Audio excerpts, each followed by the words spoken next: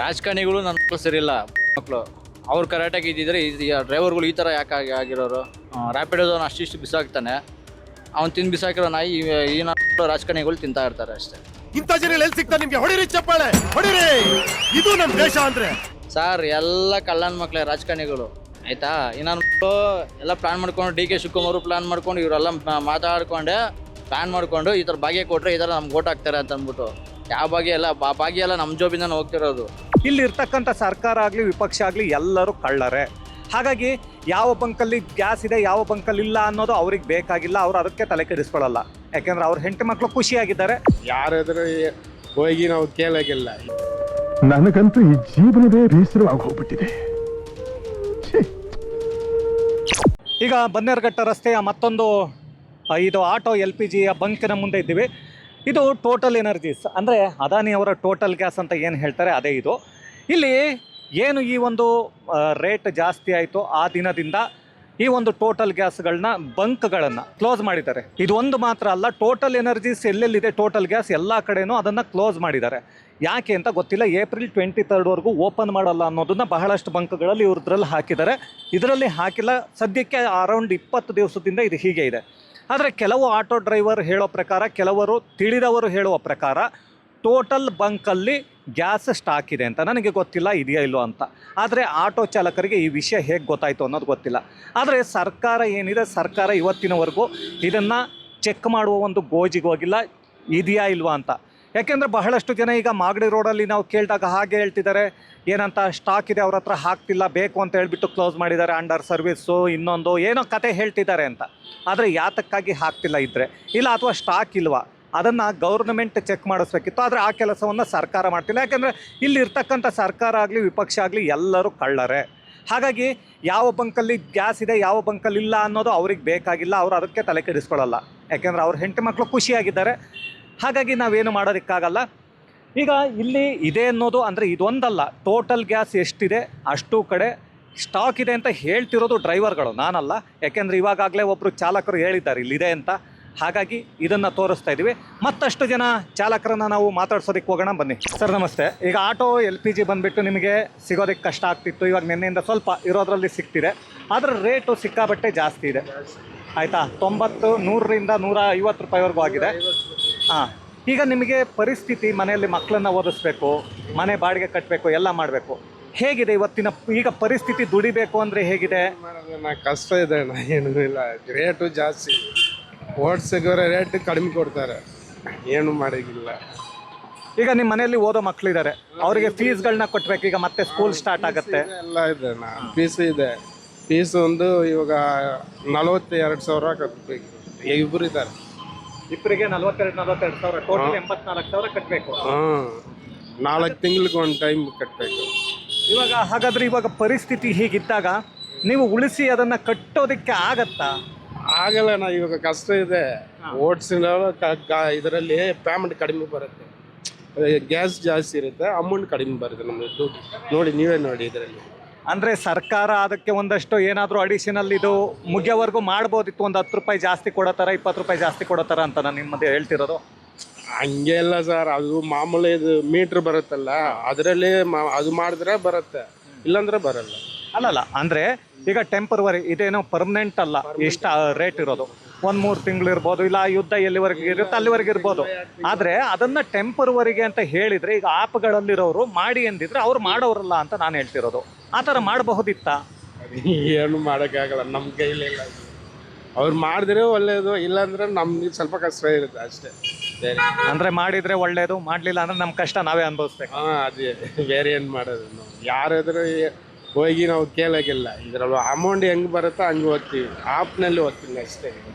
ಸರಿ, ಥ್ಯಾಂಕ್ಸ್. ಸರಿ, ಆಯ್ತು. ಓಕೆ, ಈಗ ಮತ್ತೊಂದು ಗ್ಯಾಸ್ ಬಂಕ್ ಹತ್ರ ಬಂದಿದ್ದೀವಿ. ಇದು ಮಡಿವಾಳದಲ್ಲಿರ್ತಕ್ಕಂಥ ಸೂಪರ್ ಗ್ಯಾಸ್.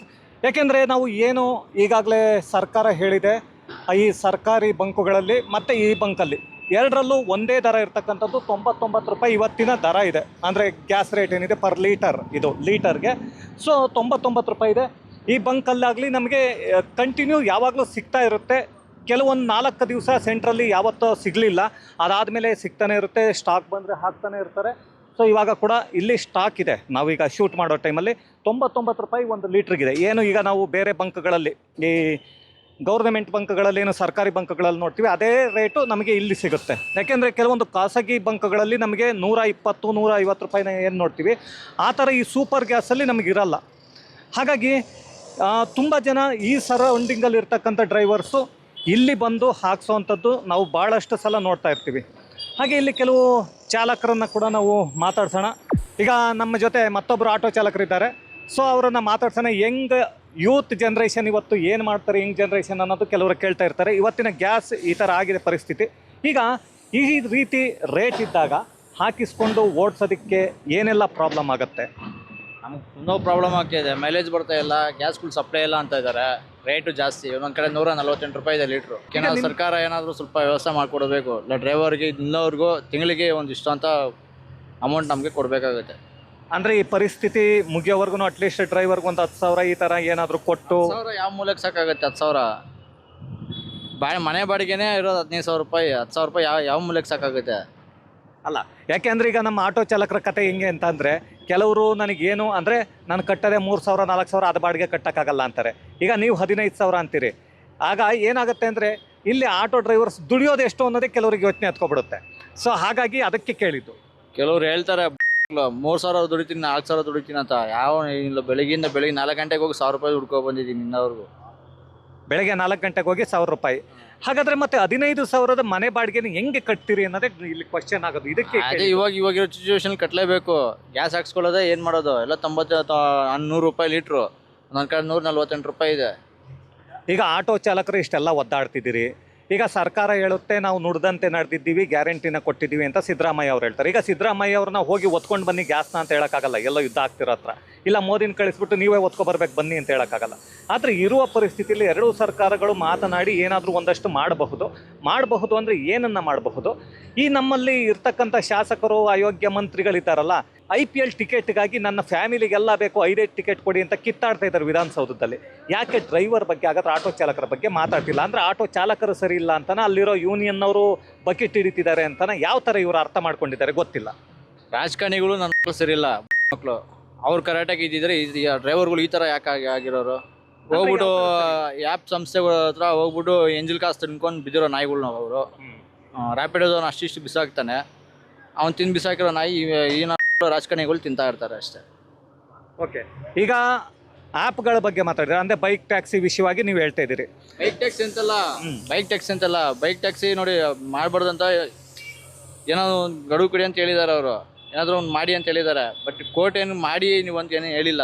ಏನಾದ್ರು ಇವರು ಅವರು ರ್ಯಾಪಿಡೋದೊಂದು ದುಡ್ಡು ಕೊಟ್ಟವನ್ನ ತಿನ್ಕೊಂಡು ಬಿದ್ಕೊಂಡವ್ರು ಅಷ್ಟೇನೇನಿಲ್ಲ. ಸರಿ, ಈಗ ಸರ್ಕಾರ ಮಾಡಬಹುದು ಅಂದರೆ ಅವರ ಹೆಂಡತಿ ಮಕ್ಕಳಿಗೆಲ್ಲ IPL ಟಿಕೆಟ್ನ ಕೇಳ್ತಾರೆ. ಯಾಕೆ ಡ್ರೈವರ್ಸ್ ಬಗ್ಗೆ ಯೋಚನೆ ಮಾಡ್ತಿಲ್ಲ ಹಾಗಾದರೆ? ಅವ್ರಿಗೆ ಎಲೆಕ್ಷನ್ ಟೈಮಲ್ಲಿ ಮಾತ್ರ ಈ ಡ್ರೈವರ್ ಗ್ಯಾಪ್ನ ಬರೋದು ಅಷ್ಟೇ. ಎಲೆಕ್ಷನ್ ಟೈಮಲ್ಲಿ ಮಾತ್ರನೇ ಎಲೆಕ್ಷನ್ ಟೈಮಲ್ಲಿ ಡ್ರೈವರ್ಗಳು ಹಾಗೆ ಇರ್ತಾರೆ ಅಂತ ಅವ್ರಿಗೆ ಅನ್ನಿಸ್ಬಿಟ್ಟಿದ್ಯಾ? ಅವಾಗ ಹಿಂಗೆ ಇರ್ತಾರೆ ಅಂತ ಅಂದ್ಬಿಟ್ಟು ಓಟ್ ಹಾಕಿ ಬರ್ತಾರೆ ಅಂತ. ಅವರು ಅದೇ ಕೊಡೋರು ಕೊಡ್ತಾರೆ, ಅಂದ್ರೆ ನಮ್ಮಂಥವ್ರು ಯಾರು ಓಟ್ ಹಾಕಲ್ಲ.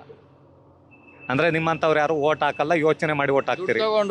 ದುಡ್ಡು ತಗೊಂಡು ಓಟ್ ಹಾಕೋದು ಅದು ಅದೇನಂತಾರೆ ಇಜ್ರಾ ನನ್ನ ಮಕ್ಕಳು ಅಂತಾರೆ. ನಾವು ದುಡ್ಡು ತಗೊಂಡ್ರೆ ಓಟ್ ಆಗಲ್ಲ. ನಮ್ಗೆ ಯಾವುದು ಬೇಡ ಅನ್ಸ್ಬಿಟ್ಟಿದೆ. BJPನೂ ಬೇಡ, ಕಾಂಗ್ರೆಸ್ಸು ಬೇಡ. ಇವಾಗ ಆ ಥರ ಆಗ್ಬಿಟ್ಟಿದೆ ಇವಾಗ. ಓಕೆ, ಕರ್ನಾಟಕದಲ್ಲಿ ಇರುವ ಎಲ್ಲರೂ ಹಂಗೆ ಇದ್ದಾರೆ, ಅದು ಬೇರೆ ವಿಷಯ.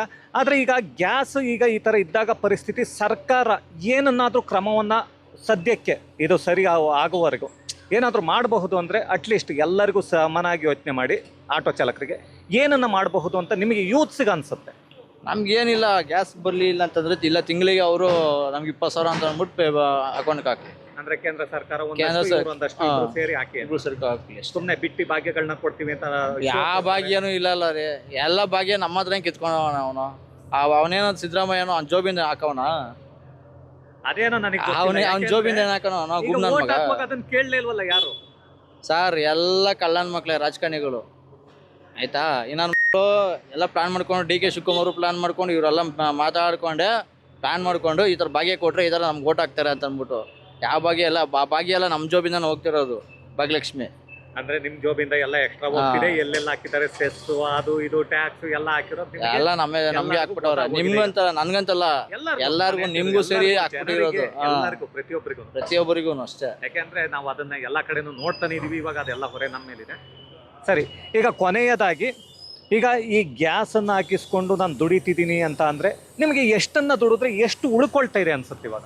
ಸರ್ ಬೆಳಿಗ್ಗೆ 350 ರೂಪಾಯಿ ಹಾಕ್ಸಿರೋದು, ಓಕೆನಾ? 1000 ರೂಪಾಯಿ 1100 ರೂಪಾಯಿ ಮಾಡಿದ್ದೀನಿ ಬೆಳಗಿಂದ. ಆಗಲೇ ಗಾಡಿ ರಿಸರ್ವ್ ಬಂದಿದೆ. ಇವಾಗ ಒಂದು 200ಗೆ ಹಾಕ್ಸಿದ್ದೀನಿ. ಏನು ದುಡಿಯೋದು ಅದು ಹೋಗ್ಬಿಟ್ಟು? ಅಲ್ಲಿಗೆ 1000 ರೂಪಾಯಿ ದುಡಿದ್ರೆ ನಿಮಗೆ 300 ರೂಪಾಯಿ ಪ್ಲೇಸ್ ಅಲ್ಲಿ ಗ್ಯಾಸ್ ಹೋಗುತ್ತೆ, ಊಟ ತಿಂಡಿ ಅಂತ ಅಂದ್ರೆ ಅಲ್ಲೊಂದು 150-200 ರೂಪಾಯಿ ಹೋಗುತ್ತೆ, 500 ರೂಪಾಯಿ ಹೋಗಿರುತ್ತೆ. 500 ರೂಪಾಯಿ ಹೋಗಿದೆ, ಆಲ್ರೆಡಿ ಊಟನೂ ಮಾಡಿದ್ದೀವಲ್ವಾ? 500 ರೂಪಾಯಿ ಇಲ್ಲೊಂದು ಟೀ ಸಿಗರೇಟ್ ಅನ್ಕೊಂಡು ಹೋದ್ರೆ ಅದೊಂದು 200-300 ರೂಪಾಯಿ ಹೋಯ್ತು. ಗ್ಯಾಸ್ ಒಂದು ಊಟ ಊಟ ಅಲ್ಲಿ 700 ರೂಪಾಯಿ ಹೋಗಿರುತ್ತೆ. ಇನ್ನೊಂದು 700 ರೂಪಾಯಿ ಹೋಗಿಲ್ಲ, 600 500 ರೂಪಾಯಿ ಹೋಗಿದೆ. ಅದೇ 500 ರೂಪಾಯಿ ಹೋಗಿದೆ, ಇನ್ನೊಂದು 500 ರೂಪಾಯಿ ಉಳ್ಕೊಳ್ಳುತ್ತೆ ಅಷ್ಟೇ. Okay, thank you sir, thank you.